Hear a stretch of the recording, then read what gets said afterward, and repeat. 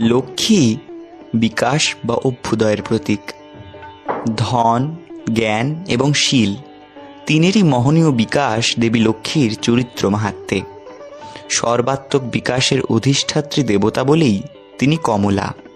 কমল বা পদ্মের ন্যায় তিনি সুন্দরী। তদীয় নেত্রদ্বয় পদ্মের ন্যায় আয়ত। তার শুভ করে প্রস্ফুটিত পদ্মকুসুম। পদ্মবনেই তার বসতি। পুরাণ অনুযায়ী লক্ষ্মী সমুদ্র সম্ভবা। সমুদ্র মন্থনে তার উৎপত্তি। সমুদ্র রত্নাকর, মন্থন করলে রত্ন মিলবেই। বিশ্ব প্রকৃতিও একটি সমুদ্র।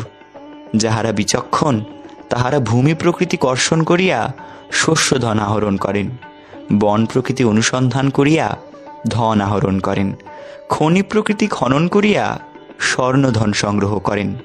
এই সকলই সাগর মন্থন। এই সকল সাগর মন্থনে ধনাধিষ্ঠাত্রী দেবী লক্ষ্মীর আবির্ভাব। কেবল টাকা করেই ধন নয়, চরিত্র ধনই মানুষের মহাধন। যার টাকা কড়ি নেই সে যেমন লক্ষ্মীহীন, যার চরিত্র ধন নেই সে তেমনই লক্ষ্মী ছাড়া। যারা সাধক তারা লক্ষ্মীর আরাধনা করেন মুক্তিধন লাভের জন্য।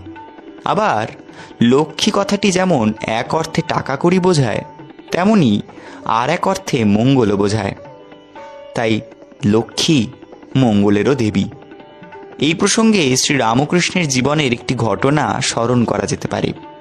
টাকা ও মাটিতে যাতে তার কোনো ভেদ বুদ্ধি না থাকে, সমান জ্ঞান হয়, তার জন্য তিনি এক হাতে নিলেন টাকা আর অন্য হাতে নিলেন মাটি।